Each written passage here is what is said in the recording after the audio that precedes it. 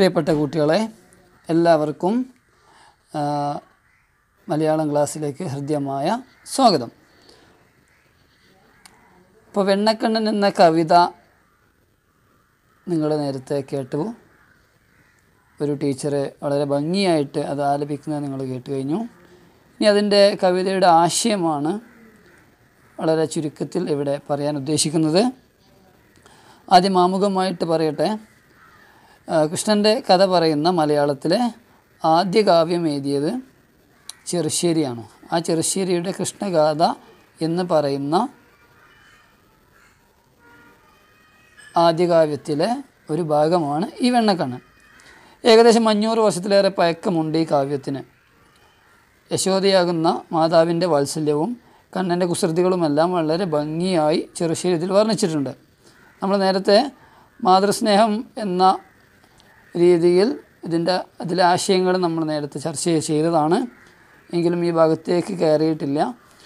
വെണ്ണക്കുതിയനായ കണ്ണന് വെണ്ണ എത്ര കിട്ടിയാലും മതിയാവില്ല. വെണ്ണയ്ക്ക് വേണ്ടി കുസൃതിത്തരങ്ങൾ കാണിക്കുന്ന കണ്ണനും അതിനെല്ലാം വാത്സല്യത്തോടെ കൂട്ടു നിൽക്കുന്ന ഒരമ്മയുമാണ് വെണ്ണക്കണ്ണൻ എന്ന കവിതയിലുള്ളത്. അതായത് കുട്ടികളുടെ കുറുമ്പുകൾക്ക് അതിനനുസരിച്ച് വാത്സല്യം കാണിക്കുന്ന അമ്മമാരും ഉമ്മമാരും എല്ലായിടത്തുമുണ്ട്, നമുക്കറിയാം. അത്തരത്തിലുള്ളൊരു സന്ദർഭമാണ് ഇവിടെയുള്ളത്. അപ്പോൾ ചെറുശ്ശേരിയുടെ ആ കൃഷ്ണഗാഥയിലെ ആ കവിതയുടെ ആശയത്തിലേക്ക് നമുക്ക് കടക്കാം. അമ്മ കുളി കഴിഞ്ഞ് വരുന്നത് വരെ ഈ പാൽവെണ്ണ ഞാൻ കാത്തു സൂക്ഷിച്ചില്ലേ?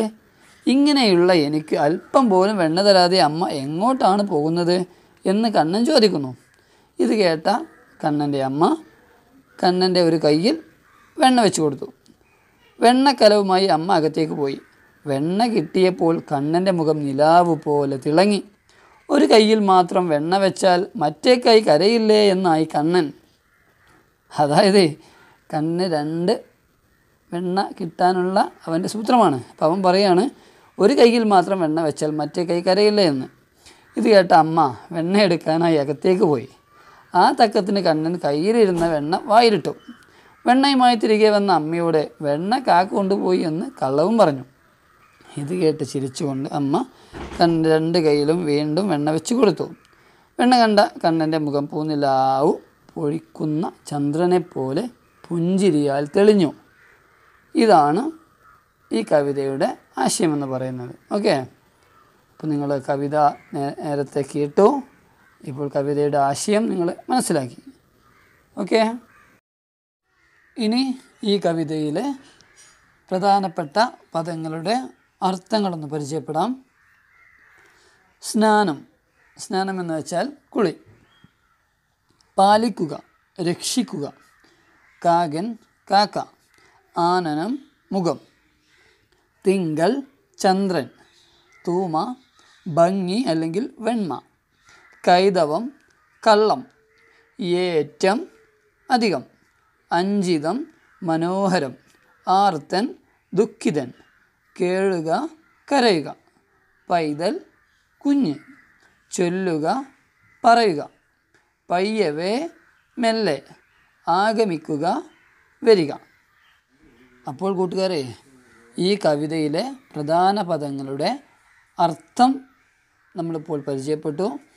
ആ അർത്ഥസൂചിക നിങ്ങളുടെ ഭാഷാ നോട്ട് പുസ്തകത്തിൽ കുറിക്കാൻ മറക്കരുത്.